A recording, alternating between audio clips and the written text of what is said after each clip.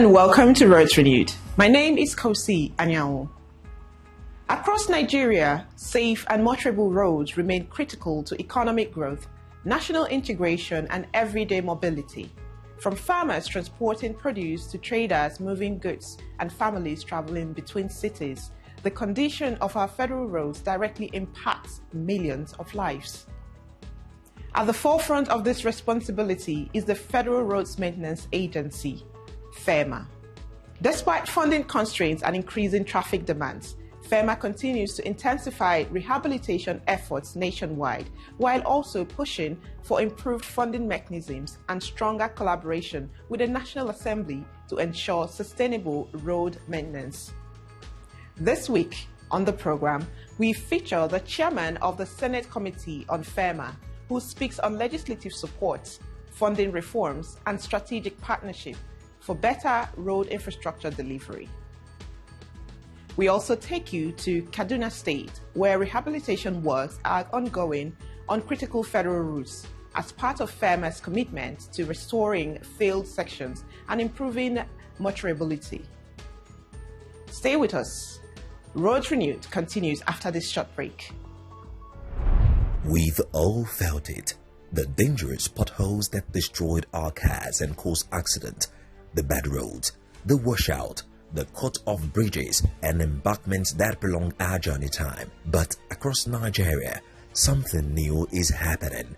Committed officials of the Federal Roads Maintenance Agency FEMA are on the ground. They are not just patching the potholes, they are monitoring, updating and reporting the conditions of our roads, undertaking maintenance operations and renewing hopes, connecting our communities one bit by bit. From bustling markets to long-haul journeys, better roads mean safer trips, faster trade, enhanced security, reduced vehicle maintenance costs, and more precious time with loved ones. This is the commitment of FEMA, investing in our infrastructure, investing in our future. Roads Renewed, FEMA, connecting Nigeria. Welcome back to Roads Renewed. Before the break, we highlighted FEMA's sustained commitment to delivering smoother and safer federal roads, as well as the importance of improved funding and legislative synergy in achieving long-term results. We had a chat with the chairman of the Senate Committee on FEMA, Senator Sahabi Alhaji Ya'u, representing Zamfara North. Stay tuned for this interview. Welcome to another episode of FEMA Roads Renewed. In this episode, we'll be engaging distinguished Senator Sahabi Ya'u. Welcome to the show, Senator. Thank you. You're very welcome. I'm going to just quickly ask you a few questions. How would you describe your relationship, the relationship of your committee with FEMA in ensuring that the goals of safe roads are met? Well, the relationship is that of critical partnership. Critical in the sense that we have to understand each other, give each other the respect and the understanding for us to be able to work amicably.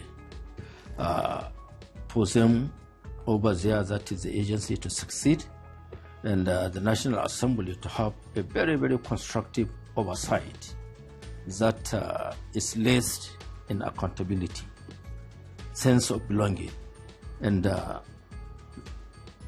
good for Nigeria. Okay, thank you. That's very interesting and expected. How would you assess the agency's performance amid the funding and operational challenges? Thank you for mentioning the word funding.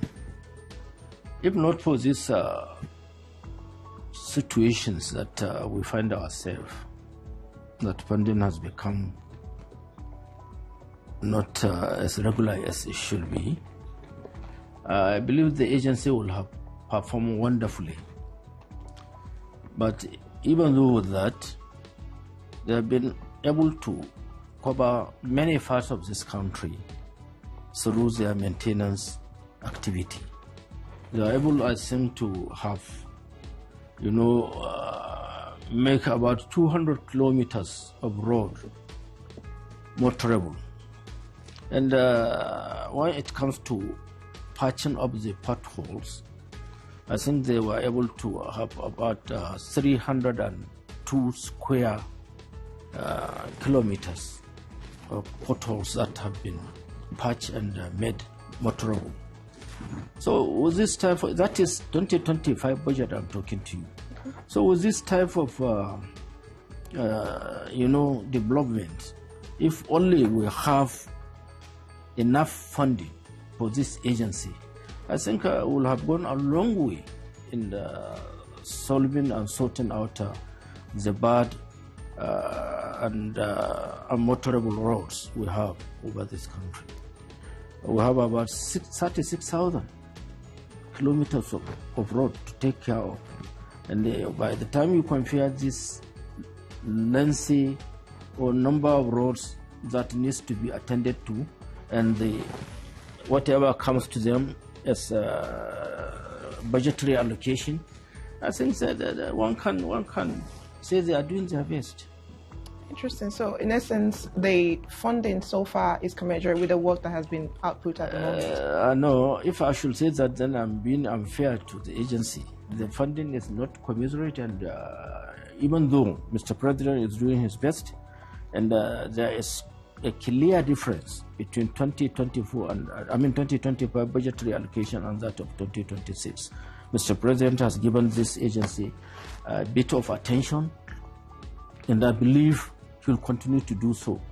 And I'm sure that with what is coming in 2026, they will perform better than what obtained in 2025. Okay, thank you. Thank you very much for that, sir. Beyond infrastructure, road conditions, they affect how people trade and go about their daily businesses. So in your view, how effective, how critical is effective road maintenance to Nigerian economy at large? Very critical in the sense that it does not only stop people being having maybe what I can call a dual citizenship, because should you have bad infrastructure in your country and you are very close maybe to a neighboring country that can give that satisfactory, it will be an easy thing for you to cross. And by the time you do that, your nationality is in doubt, your thinking security-wise is in doubt, everything of you is in doubt. So therefore, I think if we can make our roads better than they are, we are opening up the rural areas for them to go to the urban areas with whatever agricultural products they have, and we'll have prices will not spike the way they are, the way it is happening now. And I believe by the way we are going, if Mr. President should continue with the good work he is doing on roads construction in this country and roads rehabilitation, I think we'll take care of all these problems that is associated with bad road maintenance. So you're saying something interesting in some way, that bad roads somehow lend to immigration of course, yes. Nigerians. Yes, okay. It leads to migrations of not only Nigerians, any country. Yeah. That in your country you don't have these necessities of life, the other country do have them. The next thing for you is to start thinking, how do I get out of this place? And that is why we are having this problem of people going through the seas, and some of them being drawn to get to. No, please.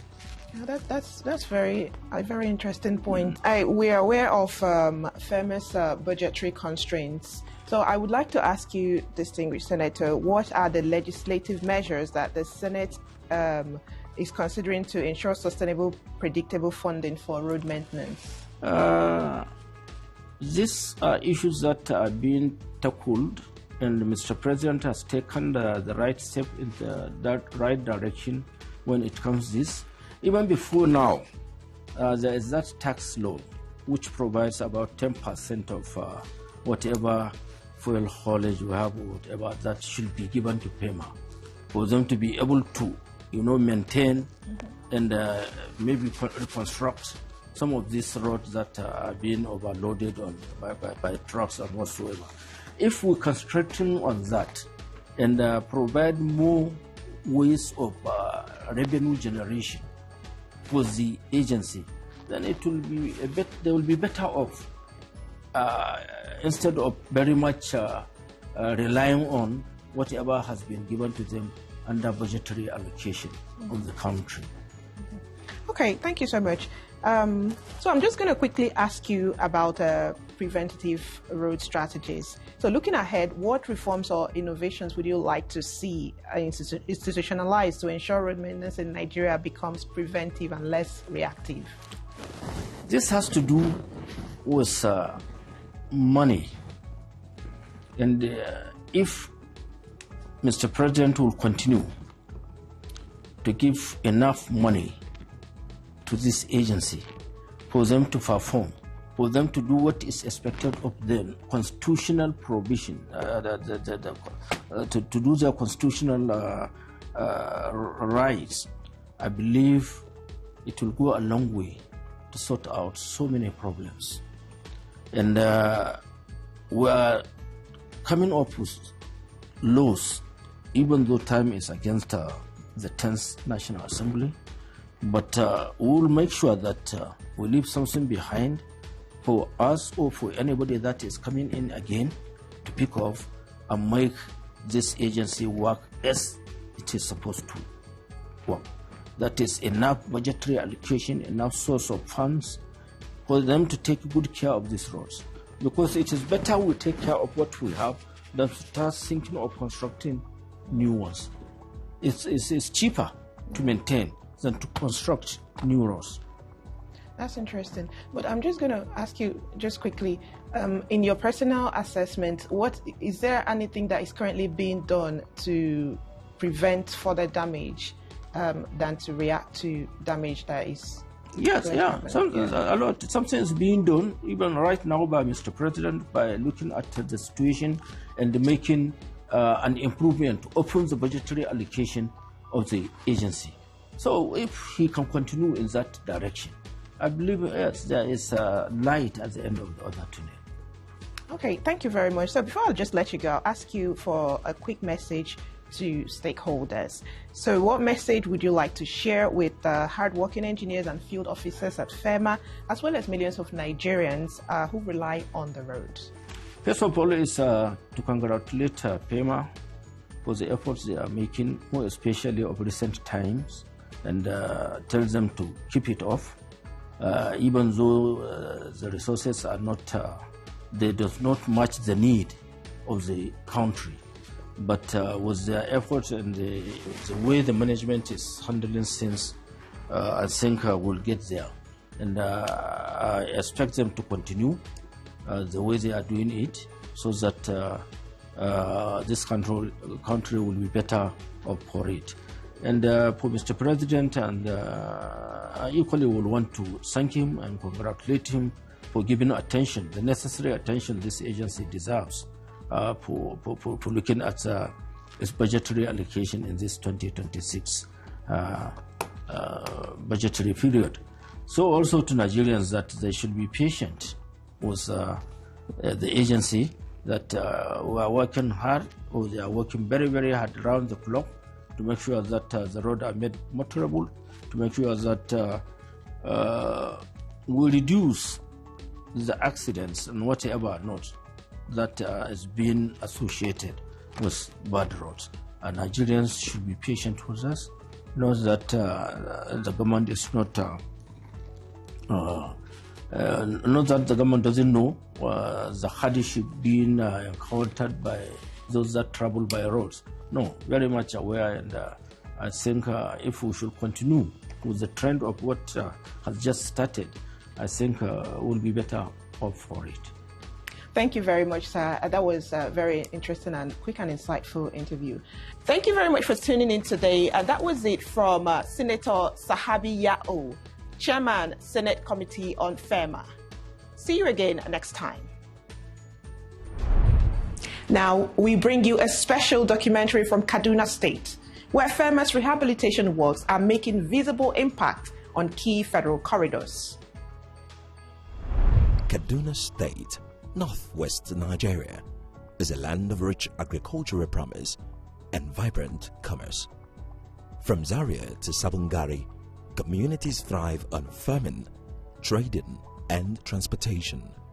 But for years, a critical link road between Lion Almajirai, Gialisu, Hayin Ojo, and Jusi in Sabongari local government remained impassable, a virgin stretch swallowed by water, cut across by a stream, and abandoned to nature.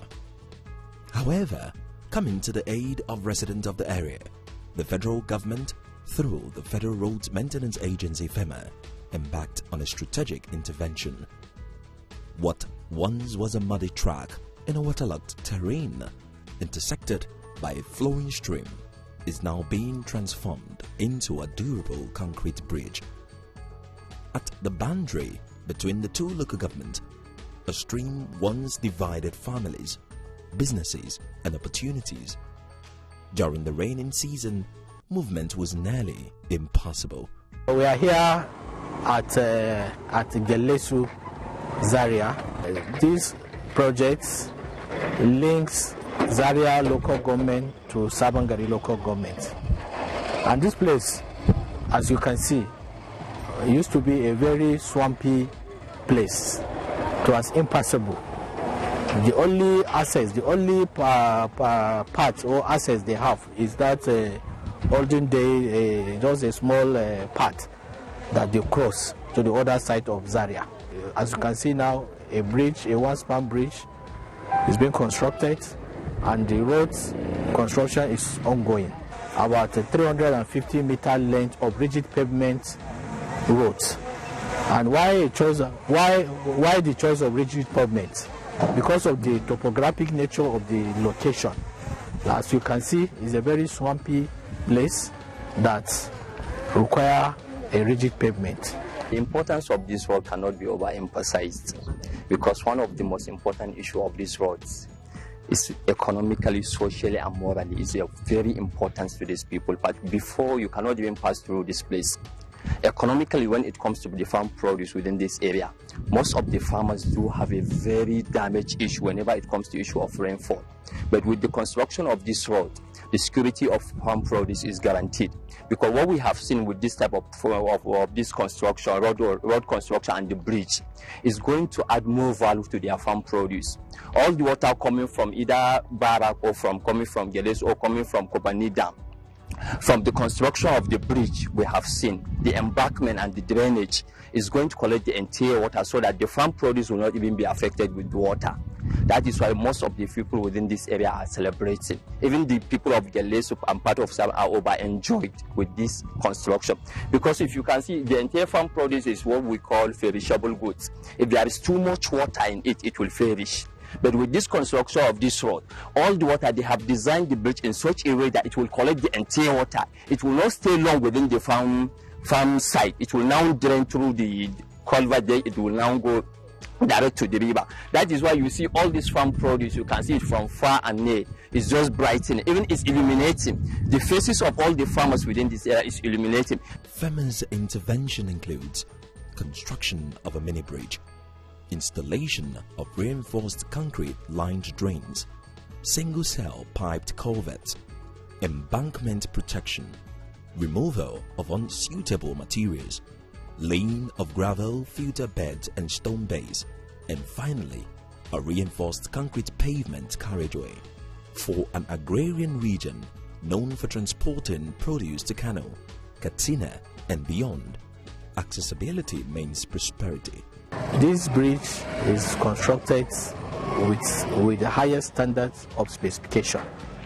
You know, the reinforcement used, in fact, even from the soil analysis, we had to conduct a soil analysis to determine the bearing capacity, you know, and the suitability of the soil.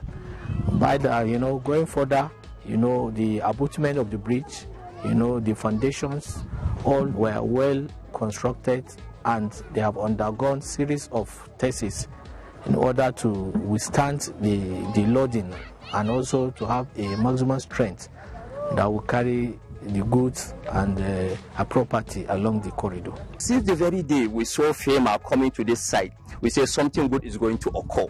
We have been watching them, we have been monitoring and supervising to see the level of performance of FEMA. Because what we have seen with FEMA, Federal Road Maintenance Agency, from other road construction or maintenance, we know definitely they are going to do something good. If you see how people of Sabon Gari are celebrating, how people of Gelesa are celebrating, how people of Jushi, all those that have farms within the area, they are celebrating this work. We don't have anything to say to FEMA except we say may Almighty Allah continue to increase their capacity. Beyond infrastructure, the project represents economic integration, reconnecting communities once separated by geography. A few kilometers away, another critical corridor demanded urgent attention. At the Kwangila interchange along the Zaria-Kano Road, a major artery connecting northern commercial hubs, critical sections had failed. Heavy vehicular pressure, weather conditions, and wear over time had left dangerous potholes and structural weaknesses.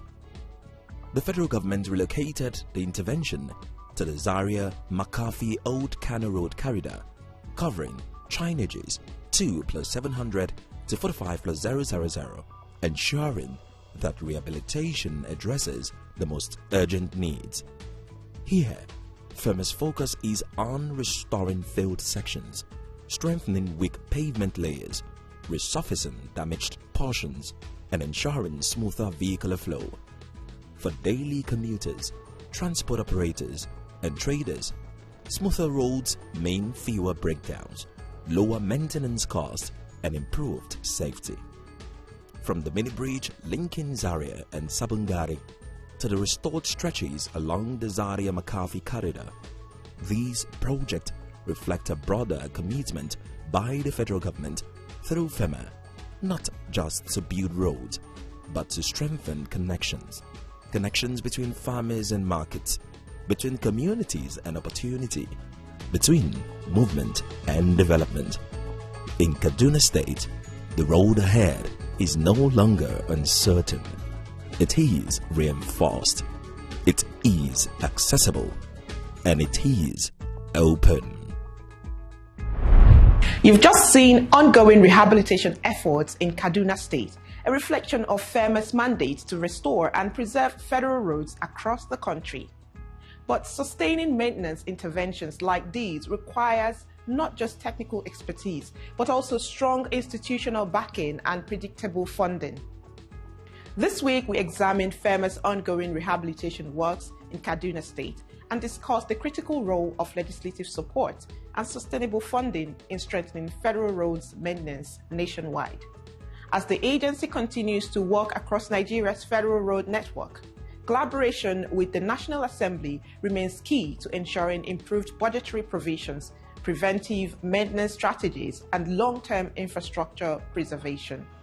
FEMA remains committed to delivering value-driven maintenance interventions within available resources, keeping Nigerians connected through safer and more motorable roads. Roads Renewed is a bi-monthly program on this station. Join us again for more field reports, expert insights, and updates on federal roads maintenance efforts across the country. You can reach us through our official platforms: Facebook, official FEMA Nigeria headquarters, X at FedRoadsNGR, or you can email us info@fema.gov.ng. You can also visit our website www.fema.gov.ng. Until next time, I am Kosi Anyanwu. Thank you for watching. Goodbye for now.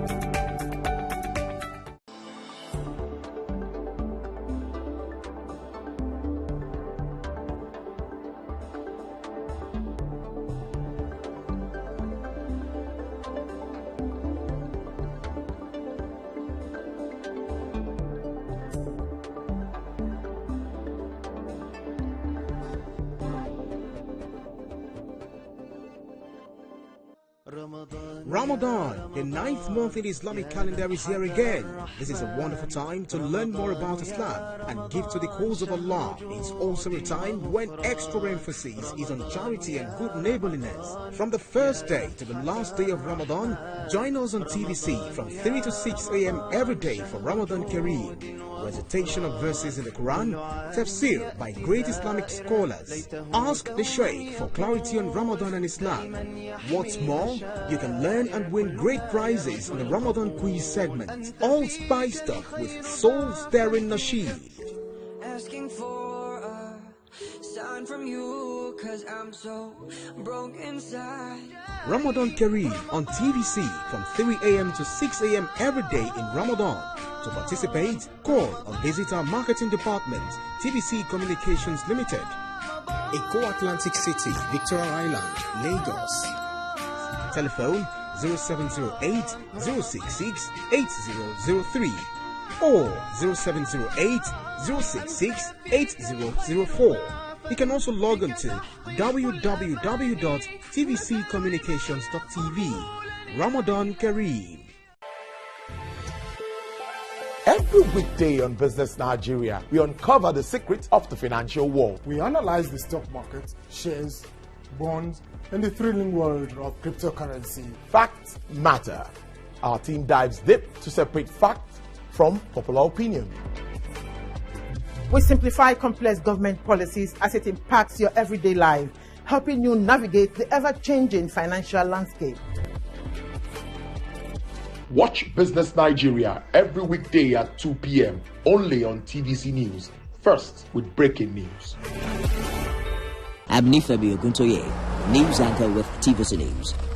My day is usually busy and it's difficult keeping up with breaking news stories, trending stories, business news, stock exchange and what have you. But with TVC News on WhatsApp, I'm able to catch up with all the breaking news, real-time updates and trending stories on the go, right on my phone. No matter where I am, it's quick, easy and always on. And here you can join us by scanning the QR code or using the link on our X and Instagram. Why wait? Come to the side of news that keeps you ahead. TVC News, first with breaking news.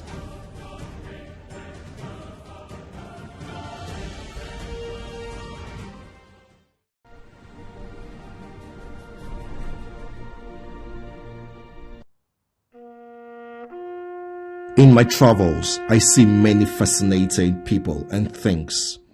At 2,700 meters above sea level, on the Rocky Mountains of Tula in Gombe State, I met a rugged old soldier, still wearing his army uniform, 34 years after he left service. In Nigeria, I'm in 1992. 93, I come back to home. And the bandit said. But do you know how many years you served in the Nigerian army? Well, in fact, say, it wasn't the problem, the age. Yes. Well, you're not supposed to know the age, yes. Inside the army before the retired, I know. Yes. Why I retired, that I know for that. Somewhere I don't have that one. The house, can you say, Tawo Bari? Go on. He is not out of his mind. Serving in the army was probably the most significant part of his life and identity, and he just can't let go, even after 34 years.